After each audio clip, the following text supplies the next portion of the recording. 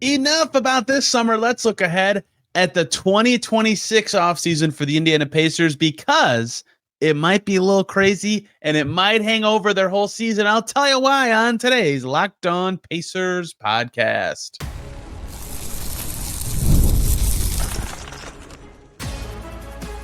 You are Locked On Pacers, your daily Indiana Pacers podcast, part of the Locked On Podcast Network, your team every day. What's up, everybody? Happy Tuesday, and welcome into another edition of the Locked On Pacers podcast, where we, of course, talk about the Indiana Pacers. As always, my name's Tony East. I cover the team for Forbes, and today, starting back on weekly podcasts in September, no more days off. We're back. The season restarts this month, and I'm going to skip ahead. We're going to look at the 2026 offseason because this summer set up for a fascinating next year for the Pacers, both because of the gap year implications, the financial implications, what could be free agents, who could not be free agents.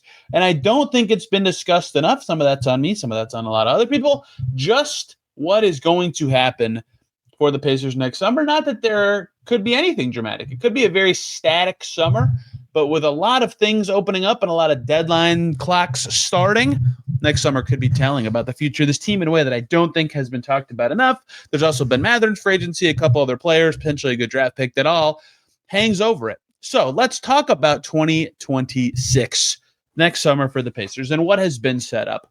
And to do that, we got to get a little dorky for a second. But before we get dorky, let's talk about something I've said before. People have said, and in some ways I understand the phrase, even though I hate it, the next season coming for the Pacers will be a gap year. And okay, their ceiling is way lower. I get that. But the thing that I keep pushing back on is good luck telling the players playing not to try or to sit a little longer because they're hurt or whatever, because they're all playing for something. You know, it doesn't seem like you look at these contracts the Pacers have, 4 more years on the books for Haliburton, 3 for Siakam, 3 for Nembhard, 3 for Toppin, blah, blah, blah, go on down. It seems like they have long runways with these guys, but the way that the NBA is now, for less players hit free agency, extensions have become the name of the game. And a lot of guys, and by a lot I mean a big chunk of the Pacers rotation is playing the coming season with potentially an extension at stake next summer. And I don't think that's been appreciated enough. And I want to really break down why that's the case and what it means for the Pacers 2026 offseason. So let's explain something first. The way extension eligibility works in the NBA is if you have a 5 or 6 year contract, we'll get back to what I just said, 6-year contract, you can sign an extension on the 3rd anniversary after that length of contract was signed. If you have a 3 or 4 year contract, you can extend it after the 2nd anniversary of when it was signed. 2 years or less, you can't extend it at all. There are other contracts that cannot be extended, and there are other deadlines for other things, but that is for veteran players the case. Now, you might have just heard 6-year contracts and scratched your head because players can't sign 6-year contracts.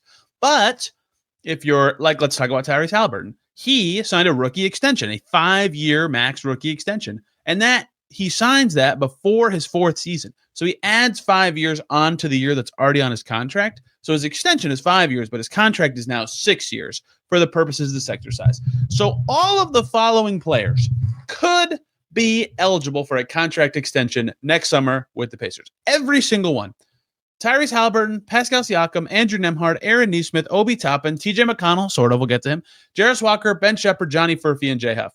That's everybody, basically. That's not Ben Mathurin. That's not Tony Bradley. That's not James Wiseman. That's everybody else, basically, right? Like, it's a small crew of guys.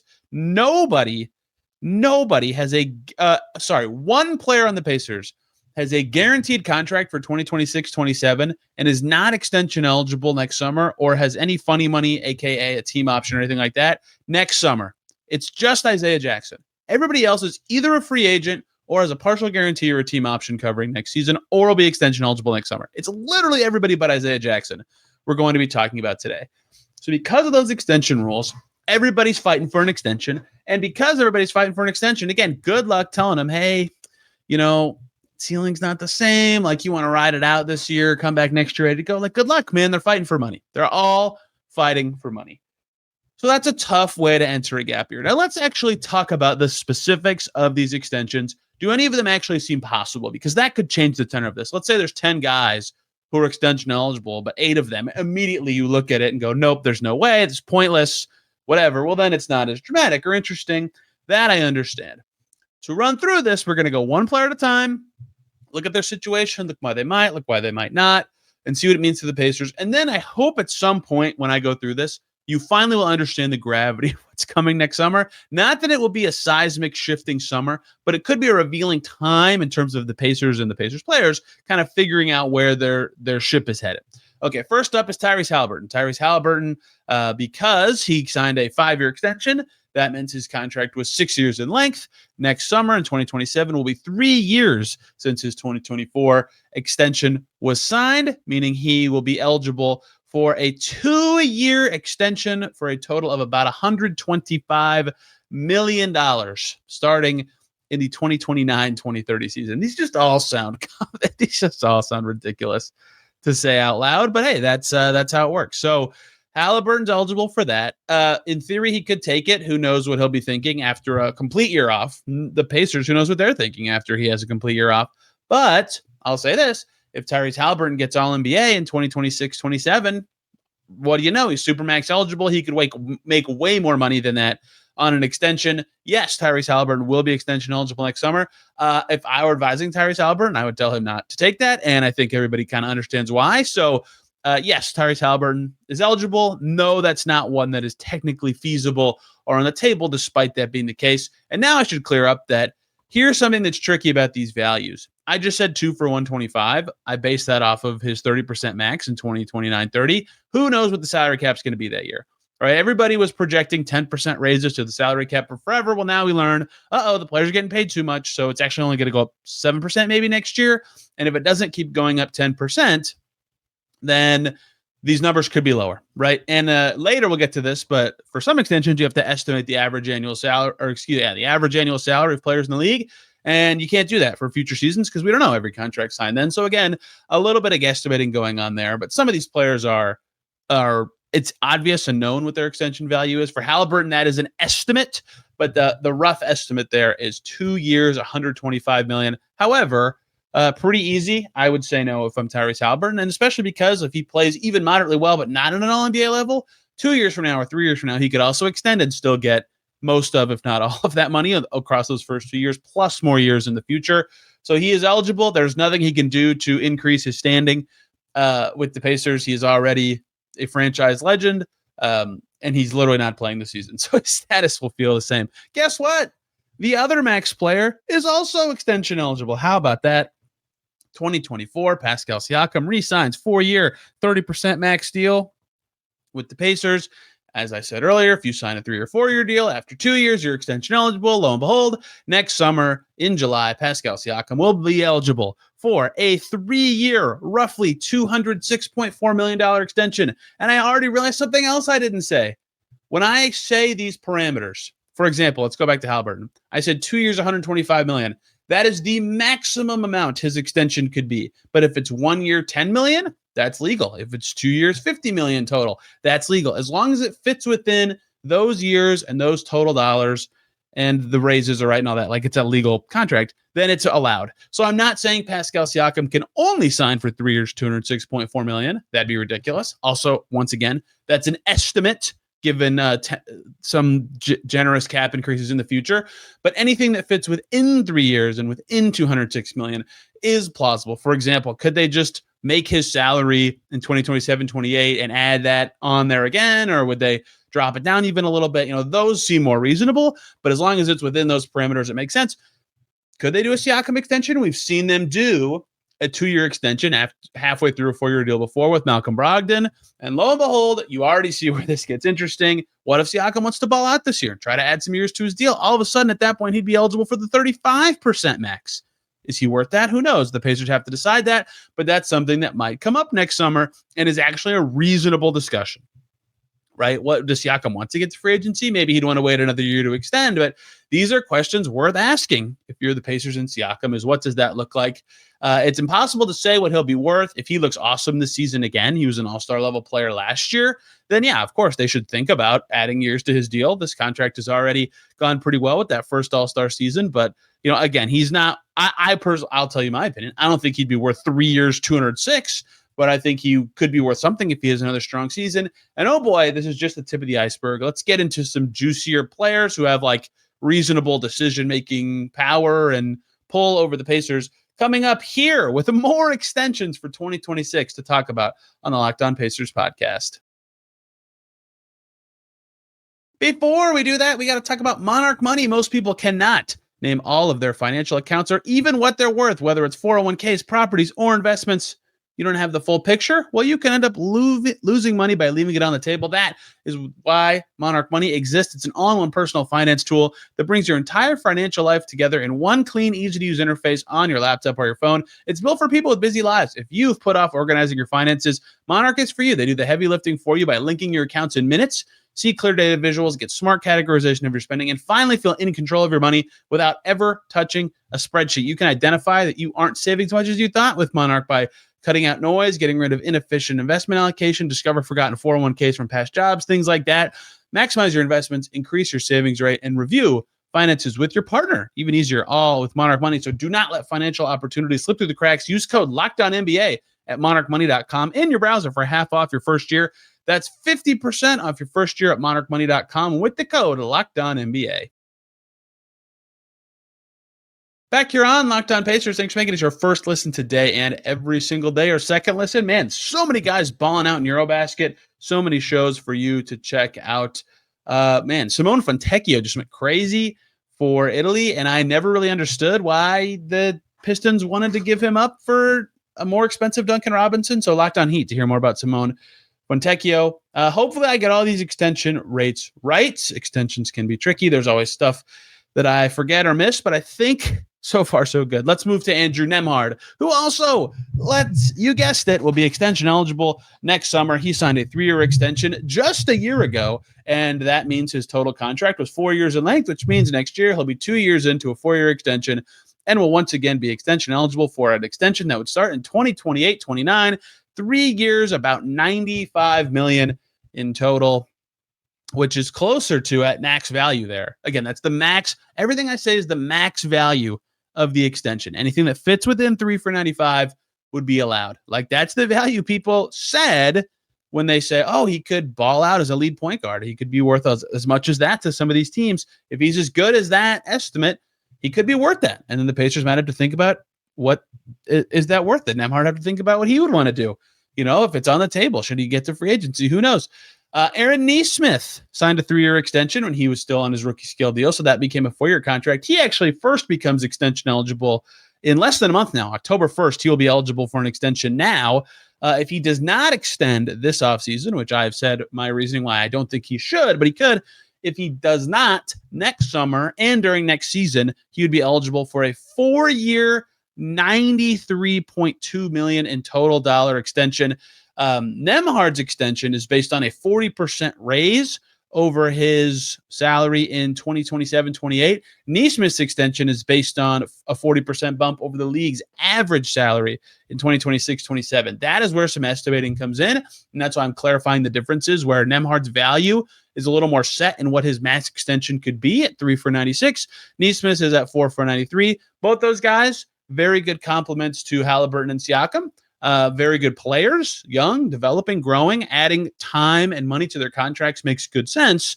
How long, how much money, how much risk are those guys willing to take on, or non-risk are they willing to take on if they want to get back into free agency? That is sort of the debate there. But if they like playing here, I think there's wiggle room within both of those parameters to extend those players if the Pacers want to keep them around at their same price, at a more expensive price, whatever. Nesmith obviously deserving of a raise to me. Nembhard, we will see how he plays. I think he has already outplayed the $18 million he's going to make this year, but we'll see what he kind of settles in at with another season of lead guard. I don't think Siakam is worth 35% of the cap, but maybe 30 or a little less going forward. About the same salary, like I said, with him, and Haliburton would not accept one. That's the first 4 guys. Plenty more to go here.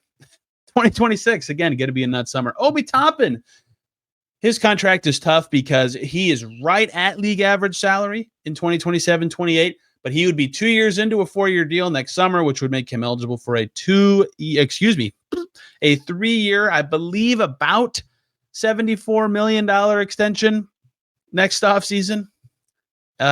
You could fit a legal and plausible extension for Toppin into those parameters, maybe something like similar to what he makes now, 3 for 40, 3 for 45. Who knows how he will age? That makes sense. That's reasonable. If he has a nice season, perhaps they talk about a longer deal. TJ McConnell, let's get really cap dorky here. He signed a 4-year extension last summer when he already had a year on his contract. That made his contract 5 years in total length, which you would think means, that can't be extended for 3 years. How could TJ McConnell be extension eligible next summer? But if the Pacers decline the team option, then his deal would be 4 years in length, and he could be extended next summer. Crazy, silly, yes, that's how the rules work. So in theory, he could be eligible for an extension next summer for 3 years. And I forgot to do the sums. There it is. Nope, that's not right. I did forget to do a sum. That's not good. That is about 74.2 million. Oh, it's the same as Toppin. Duh. That is 74.2 million based on the league's potential about league average salary. Easily a McConnell extension would fit within those parameters. He would not be worth close to that much at age. That would be 35. So now we've landed on, I think, it's plausible for Siakam and especially if he plays well. If Nembhard doesn't ball out, could make sense. Nesmith obviously makes sense to me. Toppin makes sense. McConnell is the first guy that it's like, do they really want to extend him? But what his salary could be fits into at least the parameters. But we're not done. Johnny Furphy and Jay Huff. Let's talk about those guys. They fall into a category called depends on team options. Let's talk about what happened with Adrian Nembhard last summer, right? Nembhard's first contract that he signed with the Pacers upon getting drafted, right? That kind of fun deal, 4 years, only like $8.5 million, but the fourth year had a team option.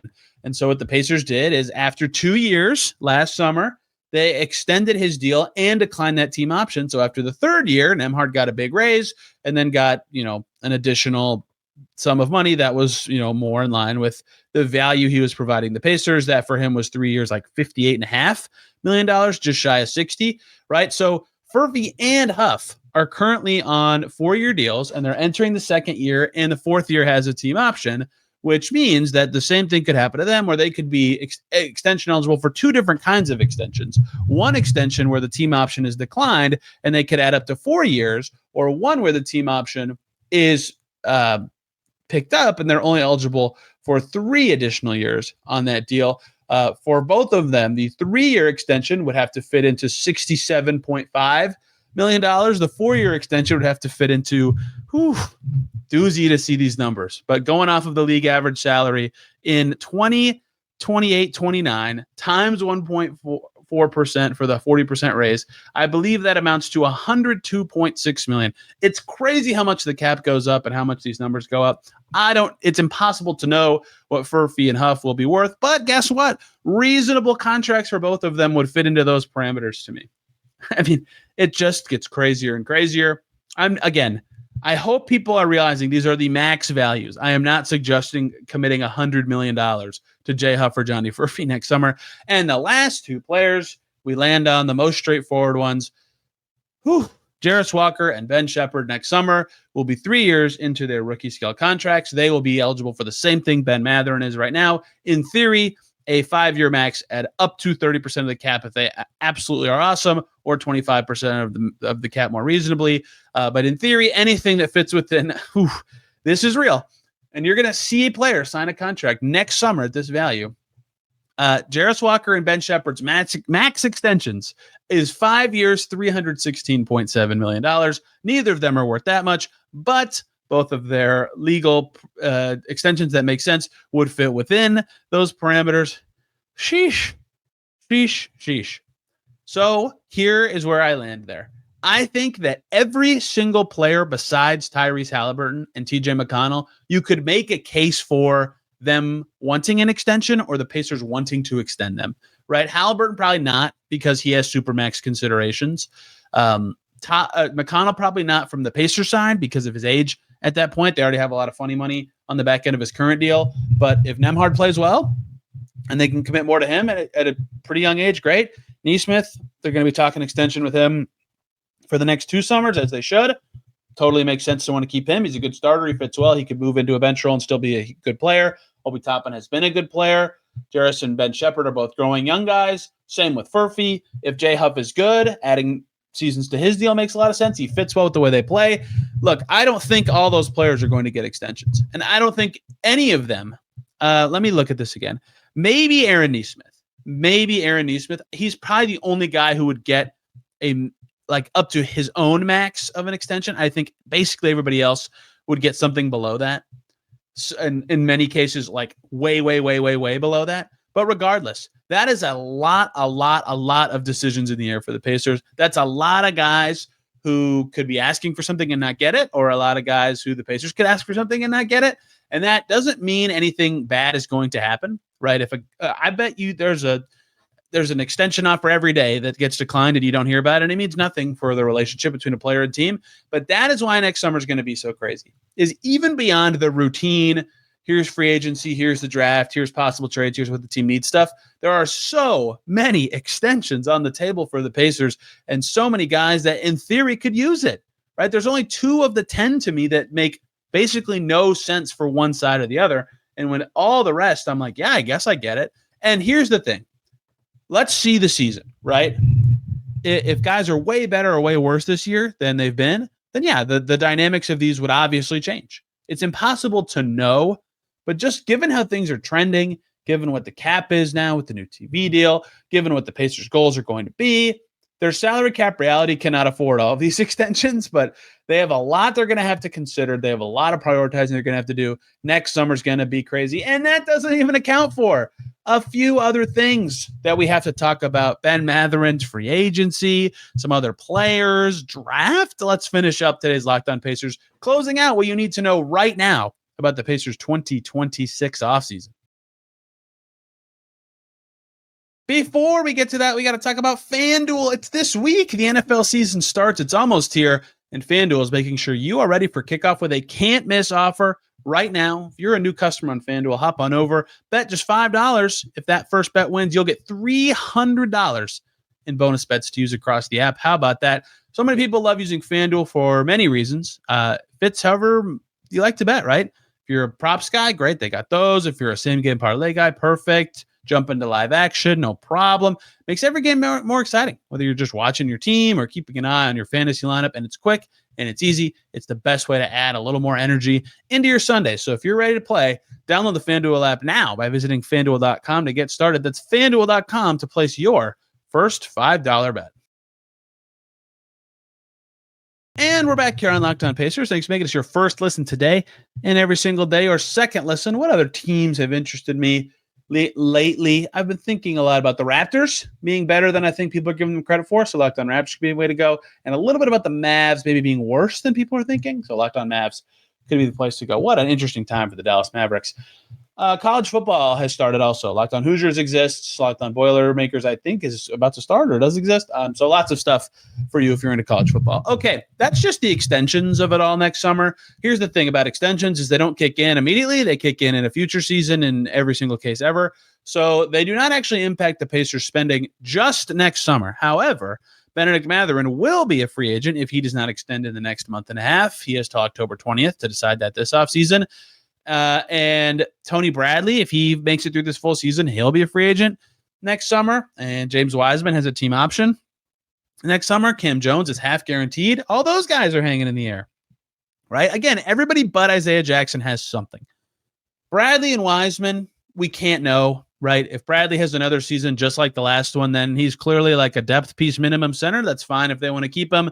But minimum salary players are of little consequence in your offseason plans. You tell them you want them back or you don't, you figure it out, right? James Wiseman has a team option. He's a young guy they're trying to develop, same kind of deal. If he has a nice season, they should just pick that option up and keep him. If he does not play well, see what happens on the free agency market, maybe bring him back if you're tepid on his development but still like it. It's impossible to know for either of those guys what their future would hold salary-wise until we see them play, but it is possible that they would break through and really raise up their salaries, especially in Bradley's case. But Wiseman with that team option, there's no way he's making more than $3 million for the Pacers next year. So not a ton to discuss with those two. But and Cam Jones is half guaranteed and it becomes full if he plays like over half his games this season. I wouldn't waive that anyway, just because why would you so quickly? So really the only intrigue is Mathurin. And if he doesn't extend this summer, he'll be eligible for obviously a 5-year contract next summer. And we're seeing how tough restricted free agency can be. But we've also seen, and we'll talk more about Mathurin and his extension tomorrow. Rhett Bauer is going to join. We're going to talk about currently eligible extension players tomorrow.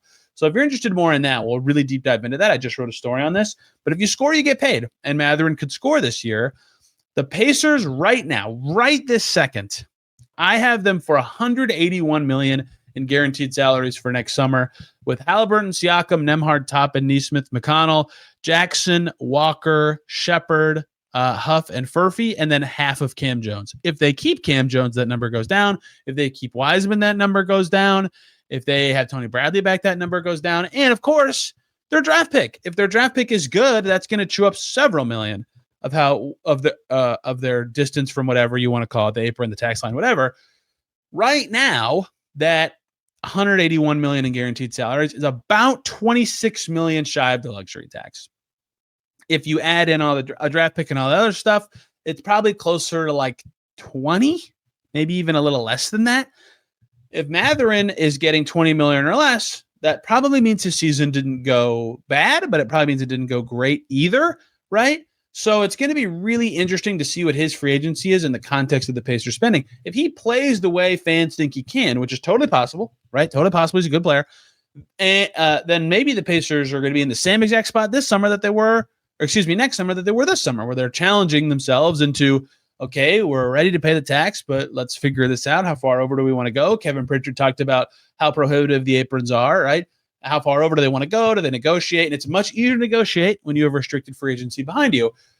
But they still, like, figuring out his exact salary will not be easy for the Pacers, especially because if they pay him a lot of money, the odds of all those extensions that I just talked about goes way down because they still will have a lot of guys they have to pay in future seasons. The season after Mathurin, pending no extensions, Walker is a free agent, Shepard's a free agent, Huff, Furphy, Nesmith, all free agents. Like, you just never know where things will change quickly. So maybe they could fit Mathurin's salary in, and then they just lose some other guys the following year. But it just complicates when you have all these extensions hanging out over the top of everything, what your long-term salary structure looks like. It's very easy to figure, not easy, nothing's easy, but it's easier to look at your 1 year and your 2 year plan. Things are more set. You kind of have a better feel for what's going on. But the farther out you get, the more uncertainty there is.